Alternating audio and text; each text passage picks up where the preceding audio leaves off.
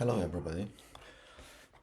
In this video, we're going to talk about limits and the continuity. This is part of section 14.2, and we focus on, for a given function of two variables, if the limit exists or does not exist.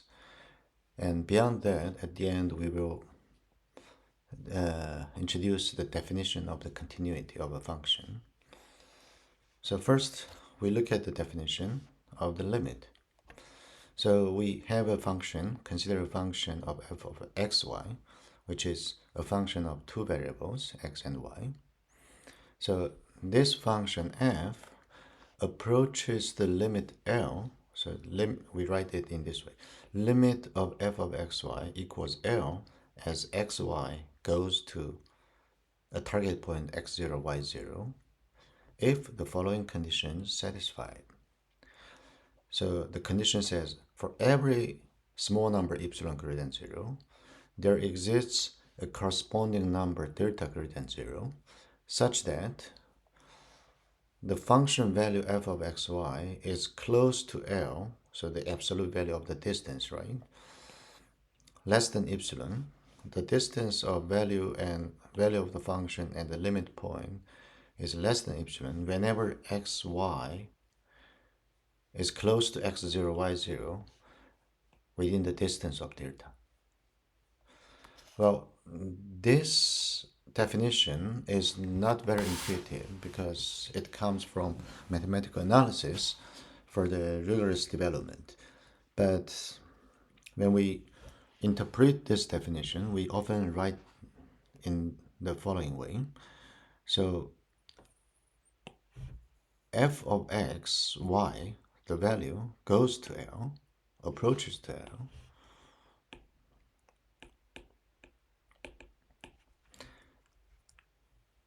f of xy, the value of function approach to L as xy you can think of your position, you're driving to, you're approaching to a target point x0, y0.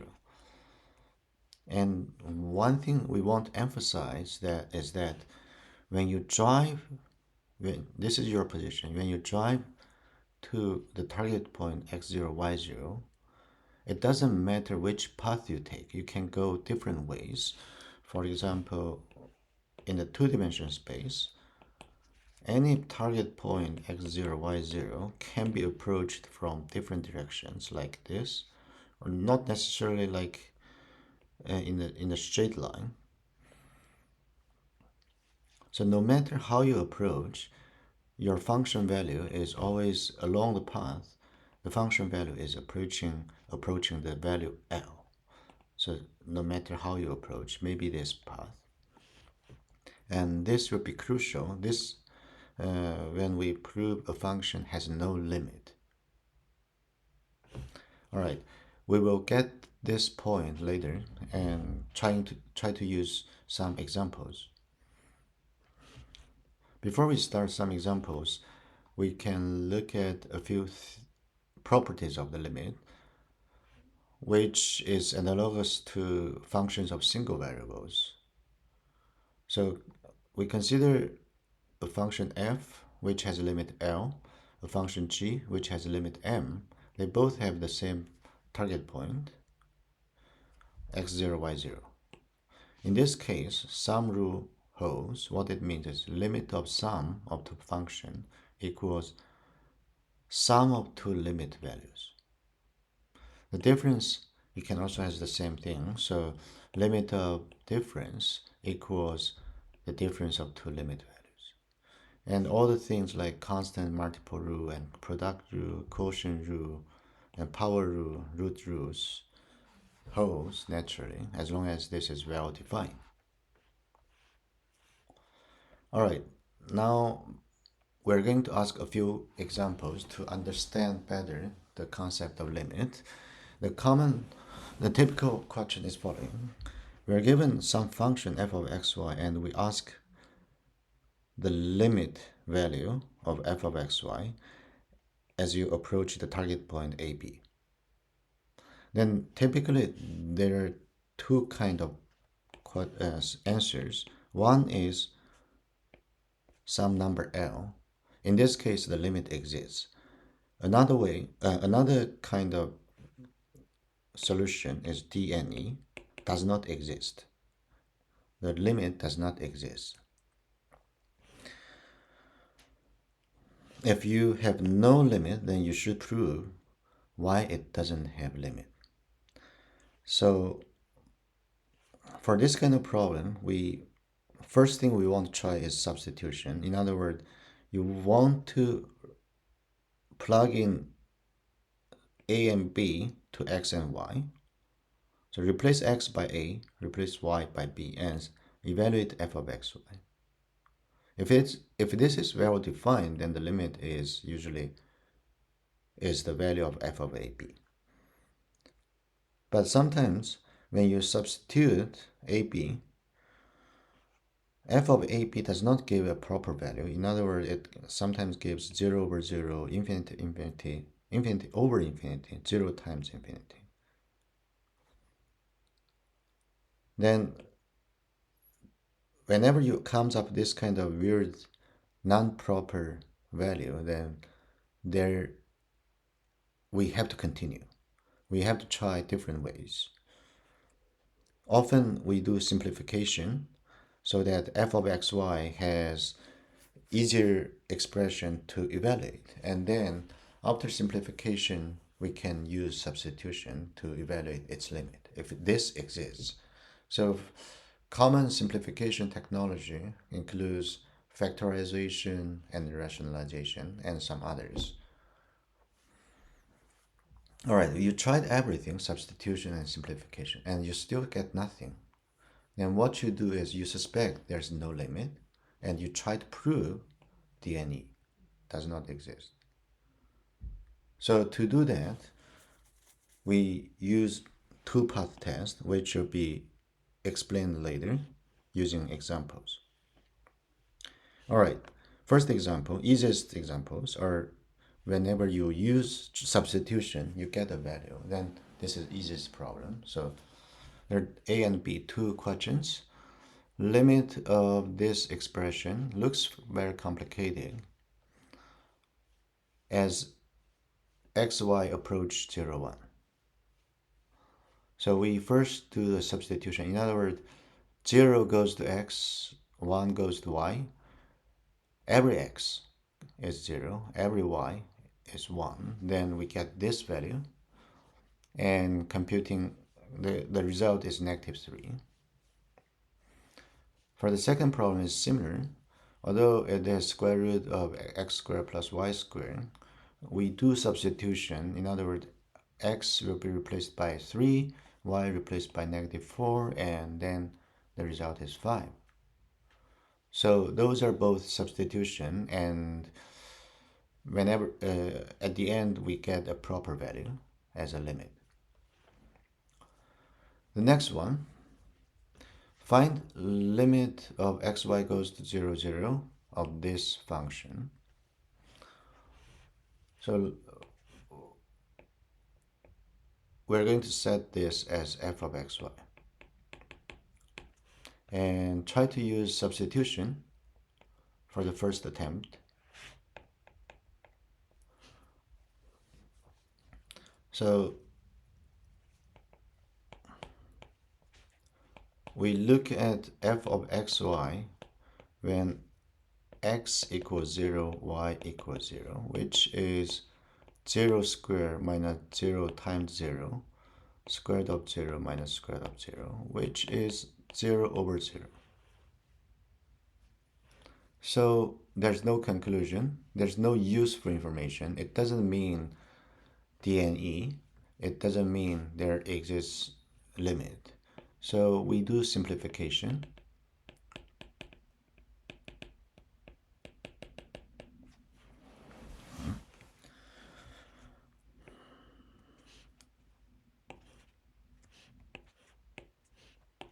So f of xy, if we rewrite, the numerator is x squared minus xy. We can take out x as common factor, So we can write x minus y inside. Next, we look at the denominator.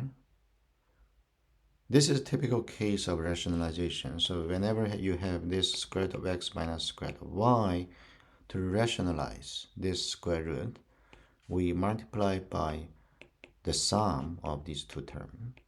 But whenever you multiply something to the denominator, you should multiply the same thing to the numerator.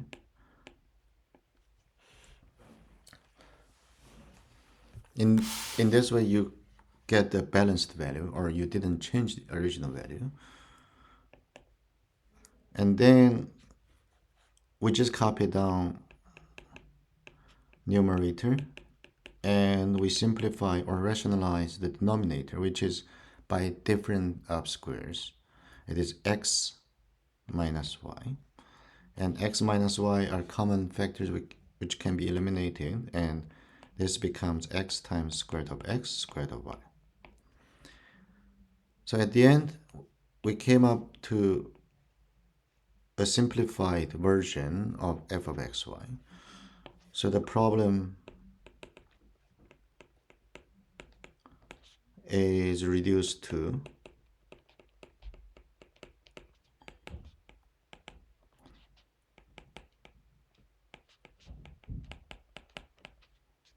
x square root of x plus square root of y. And then we can use substitution. So for x and y, you both put zeros, and that gives 0.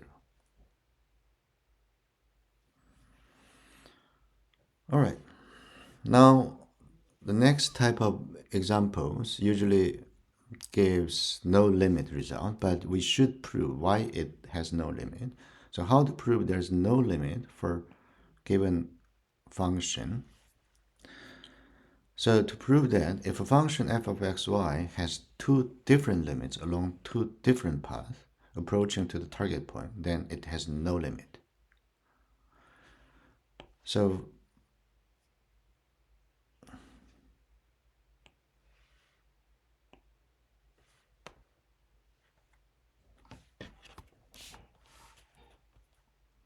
if limit xy ab fxy equals 0, equals L, then what it means is when you have approaching x0, y0, no matter which path, you always have the limit, the same limit LL. But if the limit, if the function, so if a function, when you approach from two different paths, you get L1 and L2 for the limit, then, and L1 is not L2 along two different paths, then limit f of xy is dne as xy approaching to x0, y0. So this is called two-path test. So to prove a certain limit does not exist, you should be able to cleverly find two paths. They end up with two different values, L1 and L2. Then how do you choose these two paths normally? So the commonly tested paths are given by t-parameterized equation. X equals a plus ptm, y equals b plus qtn. Here, t is a running variable, and t is a parameter, which is when t is 0, obviously this is x equals a, y equals b, it is a target. But when t is getting to 0, then you're approaching to target point AB along this path. parameterized equation. So what it means is, for simply, so this path, so the commonly tested path, whenever you take different P and M and Q and N, it defines different route or different path. So choosing different P, Q, M, N, it defines different choice of the path. And the commonly chosen path is, for example, when P equals 1 and M equals 1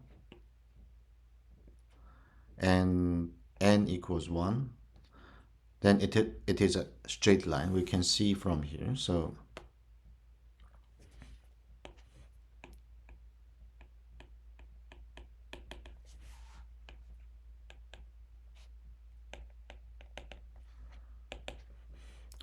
we choose P and M equals 1. So X equals A plus T. Y equals B plus Q T. Or, yeah, for the general form, PTM. So for the general form, it is PTM.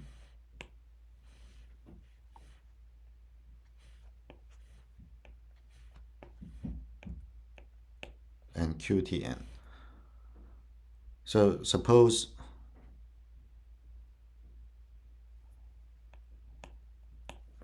we choose fix P equals M, P equals 1, M equals 1, and N equals 1.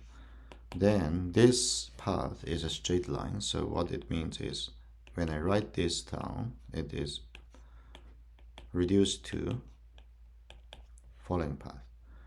This is parameterized curve because this is equivalent to, say, T equals X minus A, and here QT is Y minus B.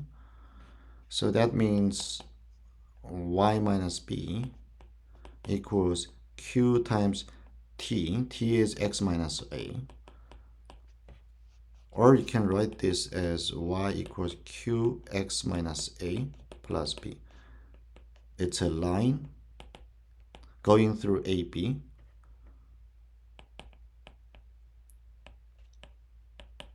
And slope Q is here.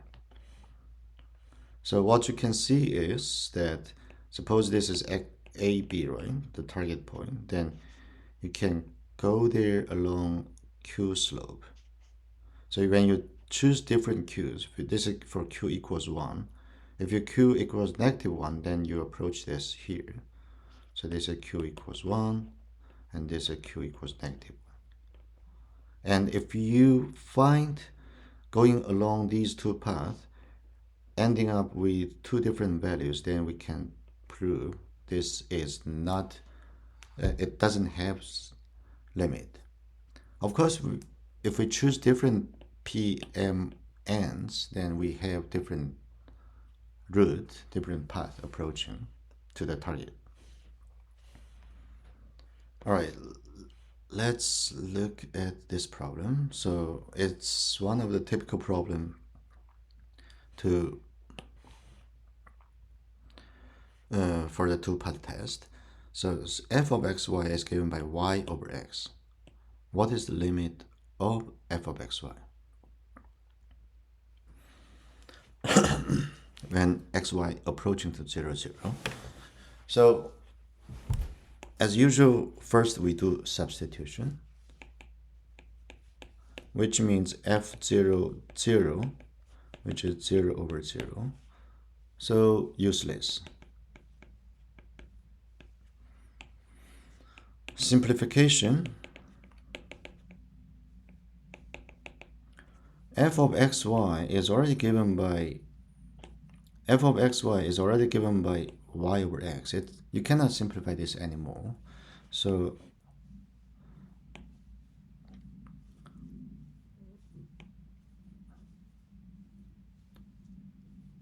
it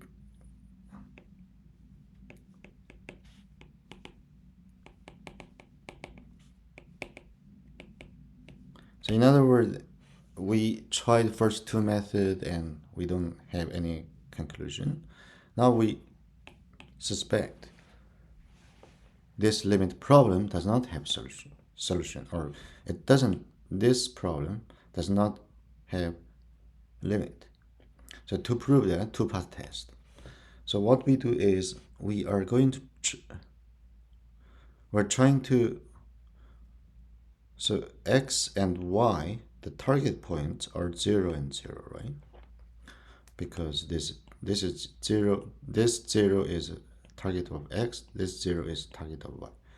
And when you approach, you're just approaching with just plus t and approaching with qt.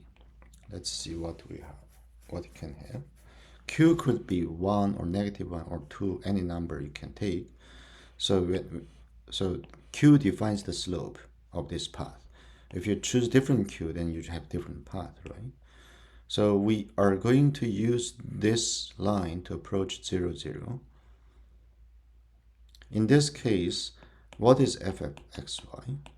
It is y over x, which is, y is qt and x is t, which is q. What does it mean? It means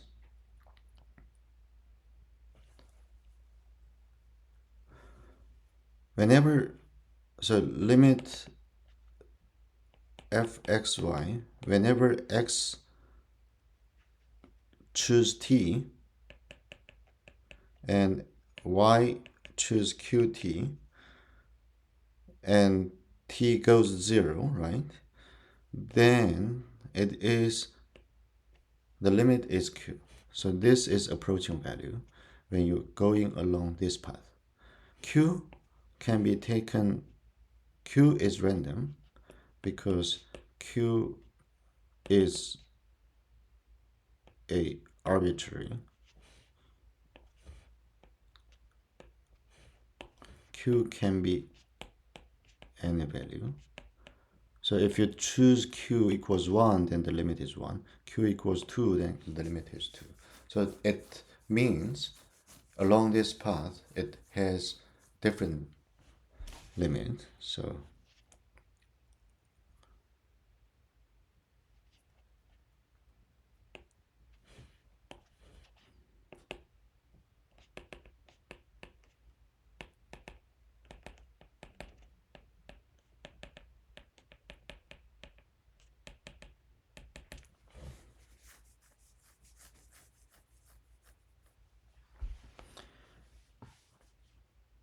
all right, now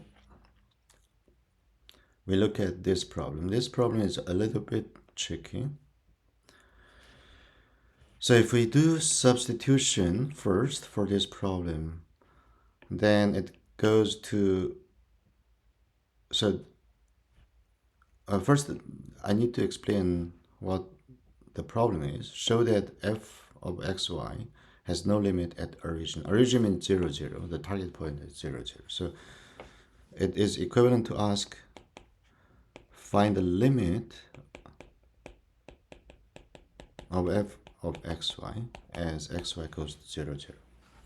So when I look at 0, f of 0, 0, this is 0 over 0, useless.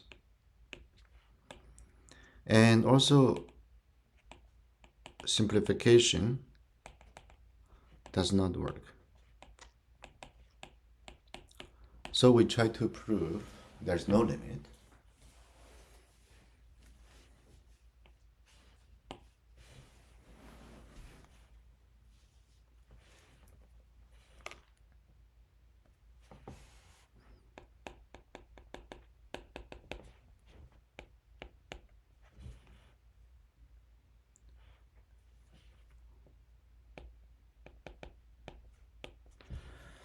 So this is the function we're given, and we're going to try straight lines. So x equals 0 plus t, y equals 0 plus qt, right?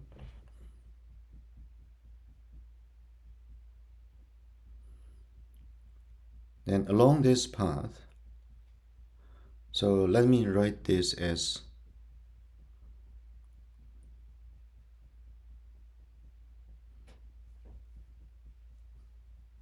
yes, so this is path Q. So let's say this is a path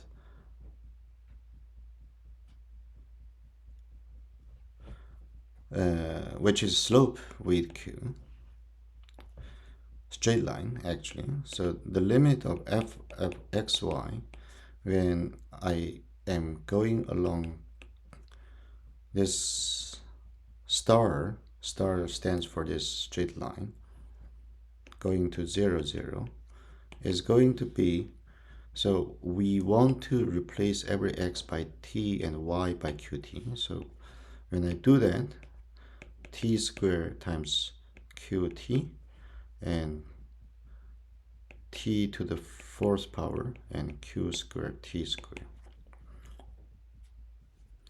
And this gives me 2q t squared t cubed, because there is a square, this is first order. And in the denominator we have t squared as common denominator, and we have t squared plus q squared. Then here t squared and t cubed, if we cancel, then t is left out in the numerator, so 2qt and t squared plus q squared. Oh, I have to carry those limit sign. T goes 0 and t goes 0 and t goes 0.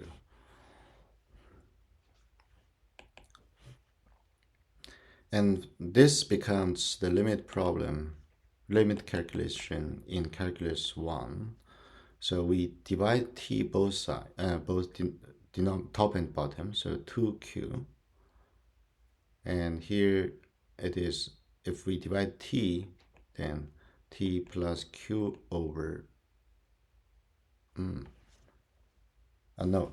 For this problem, it is, we don't have to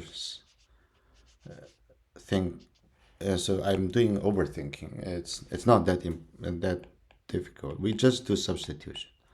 Then it is 2q times 0 and 0 squared plus q squared, which is 2q over q squared, which is q over 2. As long as q is not equal 0, this is well defined. So that means, oh no, I am, so for this problem, yes, 0 times anything is 0, so this becomes 0, as long as q is not equal to 0.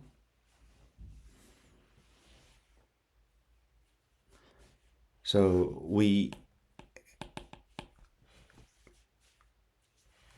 going along this straight line, it doesn't actually gives two different values as its limit.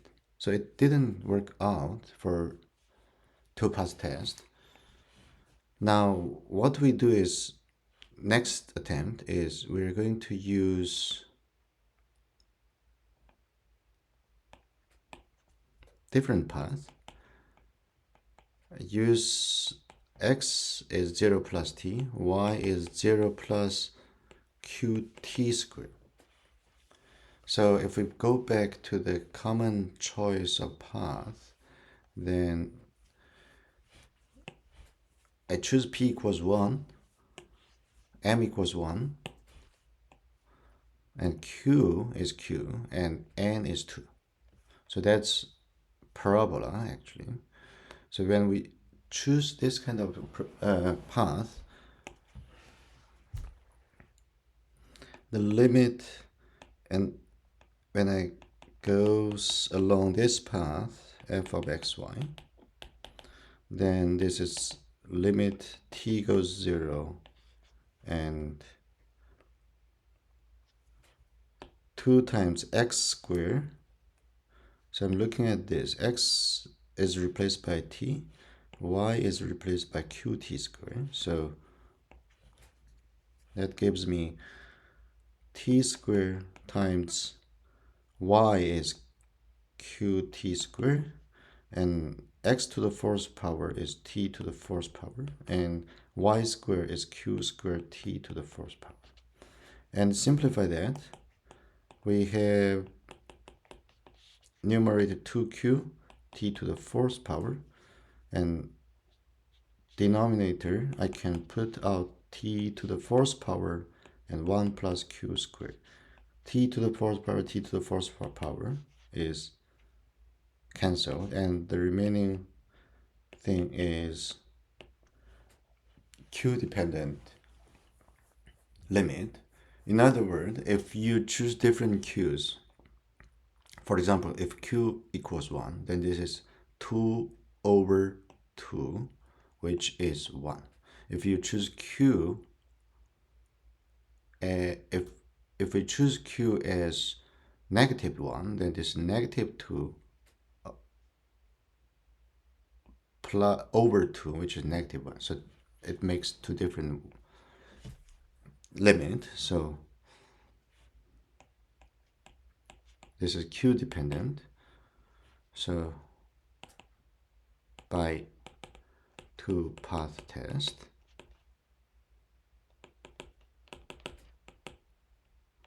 there's no limit. All right, so we going back to this problem. For this problem is not trivial at all. When you choose parameterized equation to approach the target point 0, 0, for this choice of parameterized equation, it always gave 0 value. But when I take different path with parameterization, then it end up with q dependent, the parameter dependent solution limit. And when you choose different parameter, it results in different limit level. In other words, so that's the point why there is no limit by two-path test. So this is remarks from previous example. Having the same limit along all straight lines approaching x0, y0 does not imply that a limit exists at x0, y0. So it means if you approach the target point by straight line and find, so suppose this is x0, y0, right? If you just come straight forward, no matter how you come, as long as this is straight line, it end up with the same limit. It doesn't mean, then you cannot conclude at this point, you cannot conclude there must have limit. Sometimes you need to approach this limit by along a curve, like parabola. All right, we stop here today.